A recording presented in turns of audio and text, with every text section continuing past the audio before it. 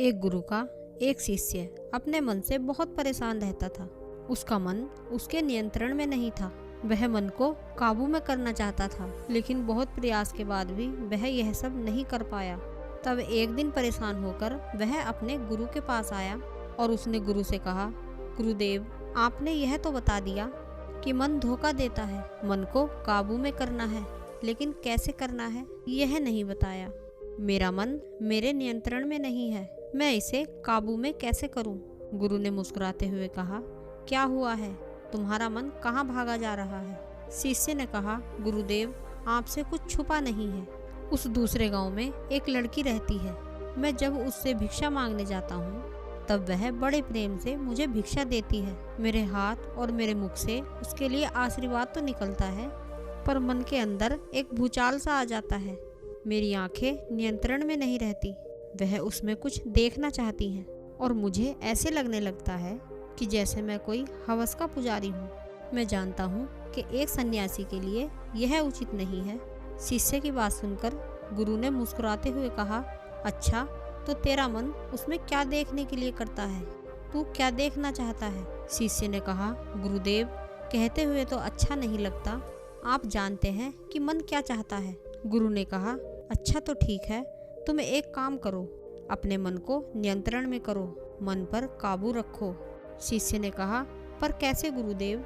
गुरु ने कहा, जो मन कहता है वह मत करो, बस इतना ही तो करना है। शिष्य गुरु की बात मानकर चला गया और एक दिन वह फिर से गुरु के पास आया। गुरु ने शिष्य को देखा और कहा, अरे, तुम्हारे यह गाल लाल कैसे हो गए? कहीं से थप्पड़ खाकर आए हो क्या? शिष्य ने कहा, मन को बहुत नियंत्रण में और काबू में किया, पर आज उस लड़की के सामने मुख से कुछ निकल गया और उसने मेरे गाल लाल कर दिए। गुरु ने हंसते हुए कहा, अरे, तुम मेरी इज्जत डुबाओगे क्या? गांव वाले यहाँ से भगा देंगे। शिष्य ने कहा, यह तो मैंने पहले ही आपसे कहा था। आप मुझे बता दें, मैं मन को काबू में कैसे करूं? मन पर काबू होता तो यह सब नहीं होता। आप कुछ बताते तो हैं नहीं।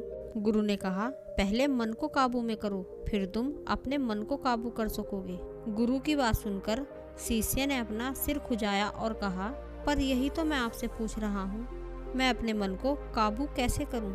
गुरु ने कहा, अगर यह भी मैं बताऊंगा तो तुम क्या करोगे? मेरे साथ चलो। गुरु शिष्य को एक जंगली घोड़े के पास ले गए और कहा, इस घोड़े का नाम मन है, पहले तो तुम इसे काबू करो, और अगर तुमने इसे काबू कर लिया तो तुम अपने मन को भी काबू कर पाओगे, क्योंकि इस घोड़े में और तुम्हारे मन में कोई ज्यादा अंतर नहीं है। शिष्य ने गुरु की तरफ देखा और कहा, इसे तो मैं अभी काबू कर लेता हूँ। वह घोड़े के पीछे की तरफ गया और उसकी पूंछ को सहलाने लगा। तभी घोड़े ने पीछे की दो टांगे उसकी छाती पर मार दी और शिष्य नीचे गिर गया। गुरु ने शिष्य को उठाया और कहा, मन के पीछे ही खड़े रहोगे तो यही होगा ना, सामने आओ, तभी तो कुछ कर सकोगे।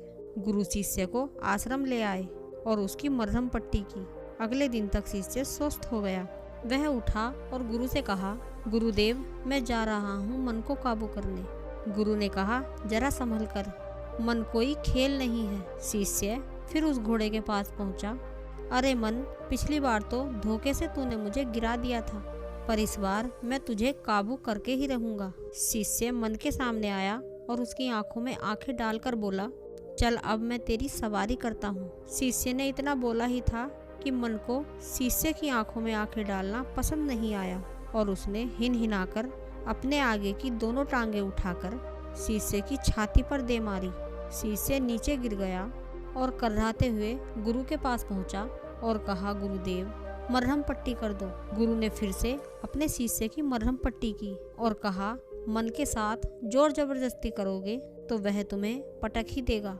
उससे दोस्ती करो, उसे समझो कि उसे क्या चाहिए, वह कब क्या चाहता है, उसे ठीक प्रकार से समझने की कोशिश करो। अगले दिन फिर से शिष्य उठा और उसने गुरु से कहा, गुरुदेव, आज तो मैं मन को काबू कर ही लूँगा, आप मुझे आशीर्वाद दें। गुरु ने कहा, रोज मन को ही काबू करोगे तो भिक्षा कौन मांगेगा?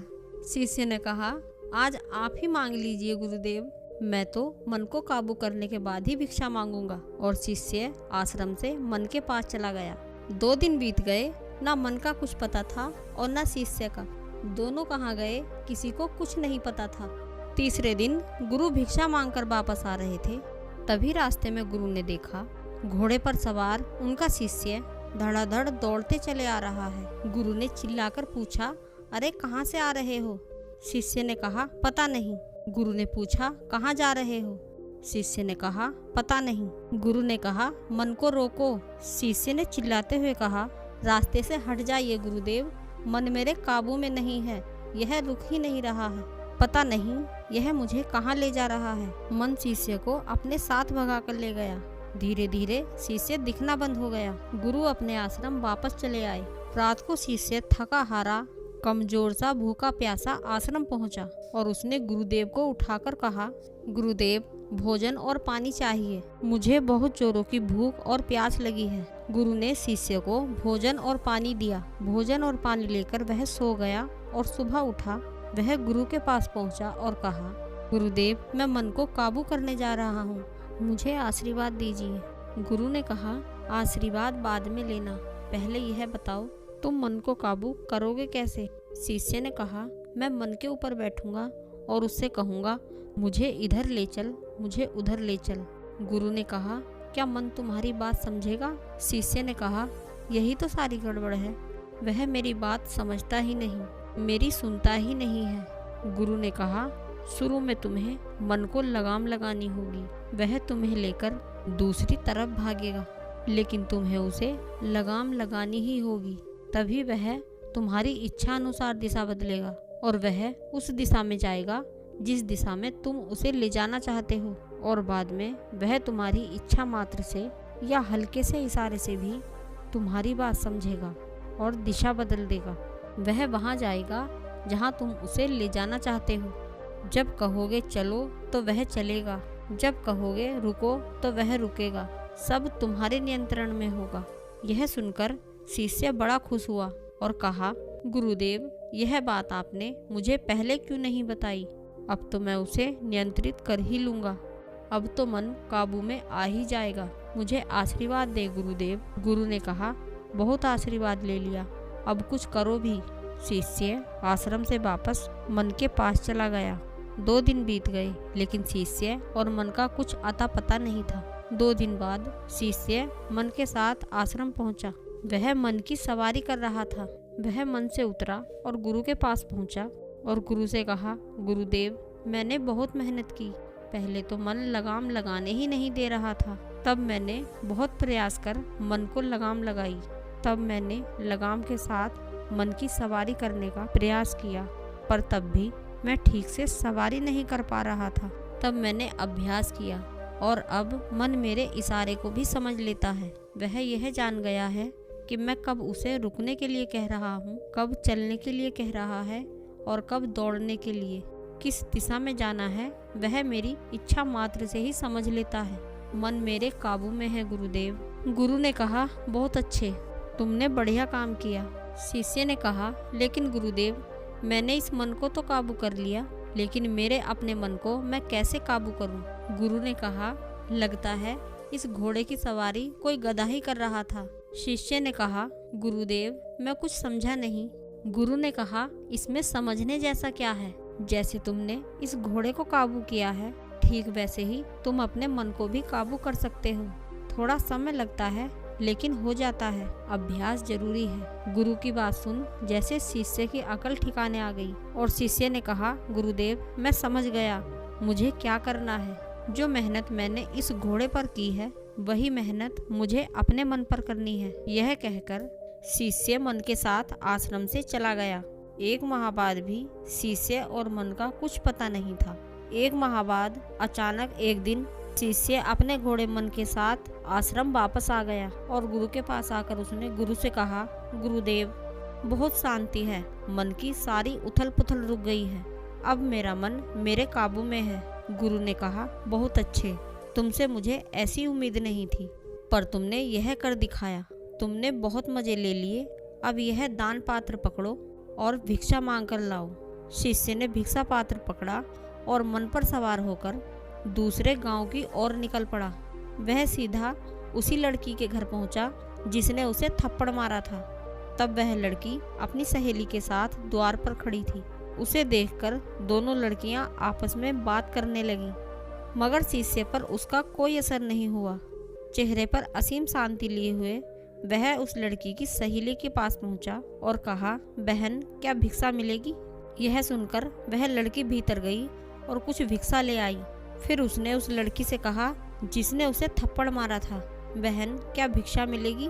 वह लड़की भी भीतर गई और कुछ भिक्षा लेकर आ गई और उसके भिक्षा पात्र में भिक्षा डाल दी।